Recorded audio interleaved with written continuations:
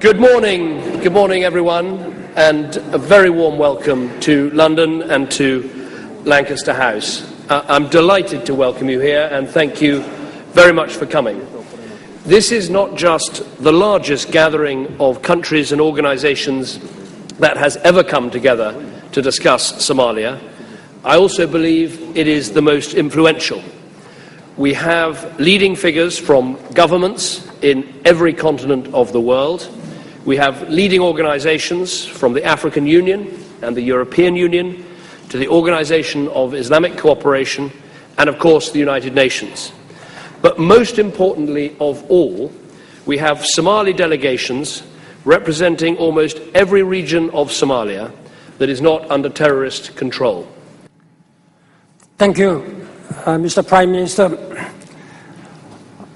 President Sheikh Sharif Sheikh Ahmed, President of Somalia, distinguished heads of state and government, honorable ministers, ladies and gentlemen, thank you, Prime Minister Cameron, for bringing us here at this critical moment and your leadership.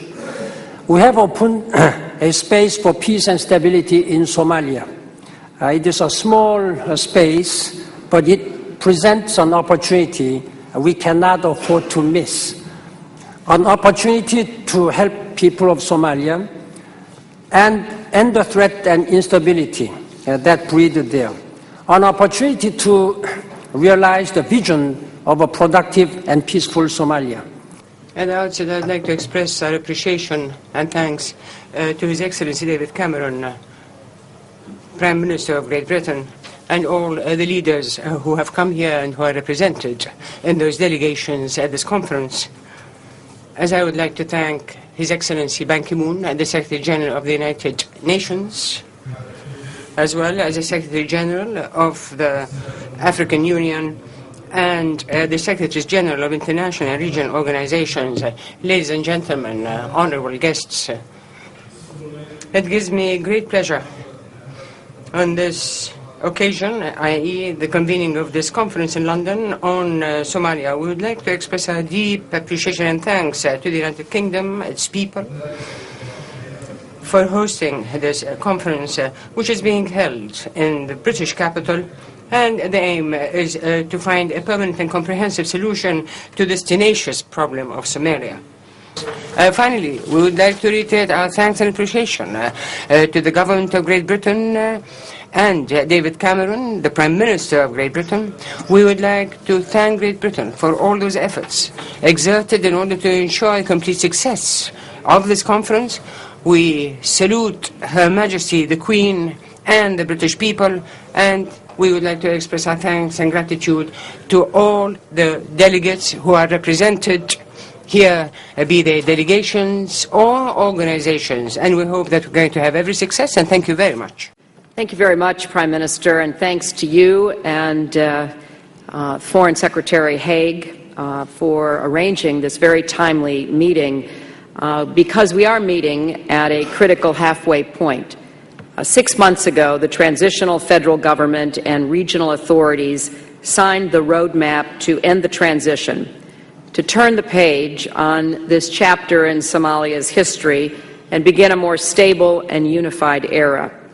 6 months from now, the TFG's mandate will expire, and in that time, it must accomplish a number of difficult and important tasks. So all who are invested in Somalia's future are now called to help keep events moving swiftly in the right direction. In particular, I think we must focus on two dimensions: accelerating political progress and continuing to improve security. Regarding the political situation, the TFG pledged in December to carry out specific next steps, including convening an assembly to approve a constitution, forming a new parliament, and electing a president and speaker. Now that it has agreed to these tasks, we must help them accomplish those. The transitional federal government was always meant to be just that, transitional, and it is past time for that transition to occur and for Somalia to have a stable government.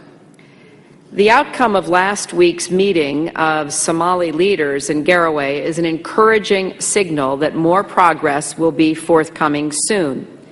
And I am pleased to see representatives from so many Somali political groups here today in a sign of their dedication to this effort. But time is of the essence, and I want to be clear. The international community will not support an extension of the TFG's mandate beyond the date set in the roadmap, August 20th. Now, yes, the goals we expect to achieve under this timeline are ambitious, but the people of Somalia have waited many years. For decades, the world focused on what we could prevent from happening in Somalia: conflict, famine, terrorism. Now we are focused on what we can build. I think the opportunity is real, and now we have to work with the TFG as it transitions out of power to build a durable peace for the Somalia people and to support a government that delivers services and offers democracy and prosperity, uniting Somalia after so many years of division and chaos. Thank you. We appreciate the efforts and commitment of our British friends on Somalia. Turkey considers the London Conference as a timely and useful meeting to draw the attention of the international community to Somalia. The international community must use this historic opportunity to help Somalia. The stability and security of Somalia is crucial for the stability of its region as well as the whole continent, since the country is located in the strategic heart of the Horn of Africa and on the international trade route vital for Africa and the world. Without national reconciliation, we cannot have a real political achievement, as well as we cannot have a real humanitarian development when there are de facto authorities in different parts of Somalia. Therefore, all the groups of Somalia should be integrated, should be working together hand in hand. In short, there are all these three pillars: humanitarian assistance, development and reconstruction, improving security and establishing public order, and a political process leading an inclusive democratic government. There is a need of international support, and London Conference is an important step to give this support to all these main prerequisites for real progress. And in June in Istanbul, we will follow up the decisions of London Conference, as well as with all the participants we will plan for post-August period. And we want to welcome all of you to Istanbul. We hope that time we will be having a much more positive agenda and positive developments in Somalia. Thank you very much. Secretary General of the United Nations, heads of state and government, ministers.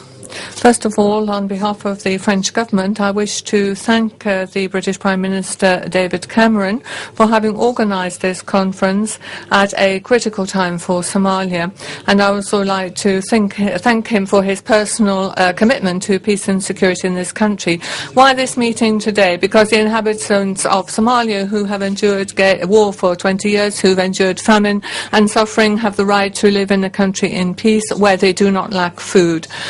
Because the state of Somalia and its situation affects the whole of the Horn of Africa, because the security of the high seas is threatened every day a little more by piracy, which is preventing development in Somalia, because we ourselves are directly victims of Al-Shabaab with the hostage-taking in order to try and impose their law on the region. We do not forget our compatriot, Madame de Dieu, who was kidnapped in Kenya and who died. And we do not forget the hostages who are held in Somalia and other parts of Africa. So this is a new step in the process of reconstruction of Somalia, which began with the Somalians in recent years with the creation of the Federal Transitional Government, charged with setting up a new state in Somalia and to ensure sustainable peace and reconciliation.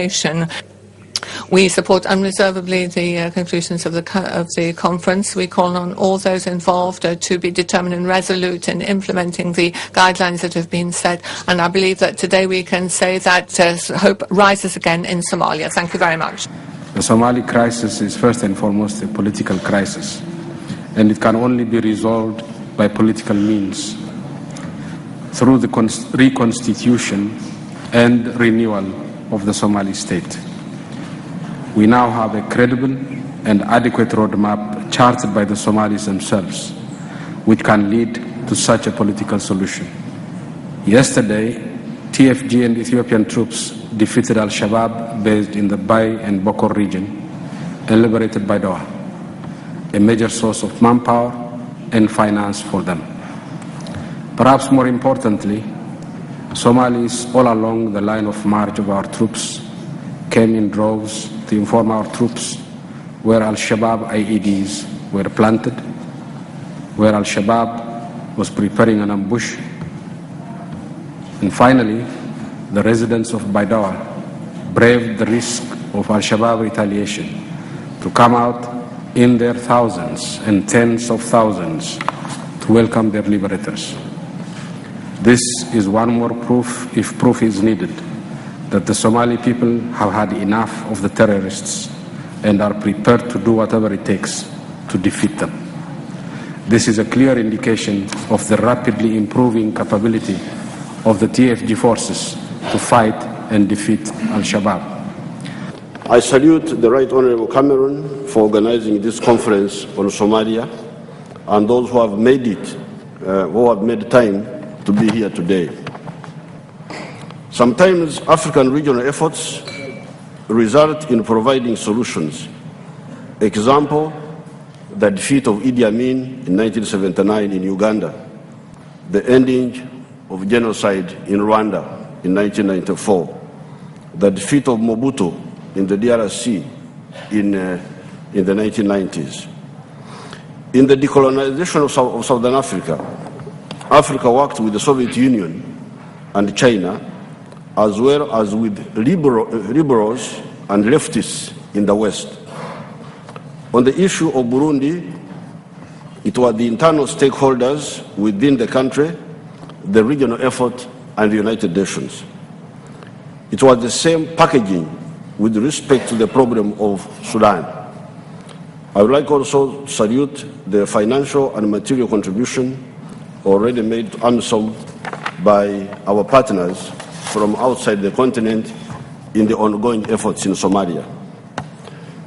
Right Honourable Prime Minister David Cameron, Excellencies, heads of state and government, ladies and gentlemen, I thank the Honourable Prime Minister and Her Majesty's government for convening this conference on Somalia, which I strongly support.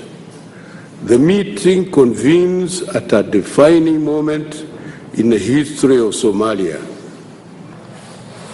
Excellencies, 2 weeks ago, Al-Shabaab confirmed that we have what we have always known in the region, that they are part and parcel of the Al-Qaeda international terrorist network.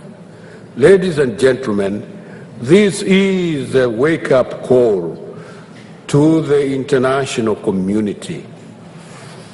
We have recently apprehended a number of foreign fighters within the Al-Shabaab ranks.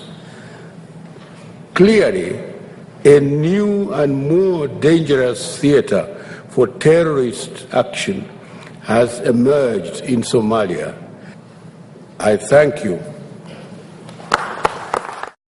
In the name of God, the merciful, the compassionate, Mr. David Cameron, British Prime Minister, Excellency Mr. Sharif Ahmed, peace be upon you and his blessings. It gives me a great pleasure to be amongst you today in this meeting, and it pleases me to greet the distinguished gathering in the name of the State of Qatar. The international community and the Arab world have ignored Somalia for a long time, something which led to the worsening of the situation as we see it today. Continuing to ignore the situation in Somalia will further aggravate it.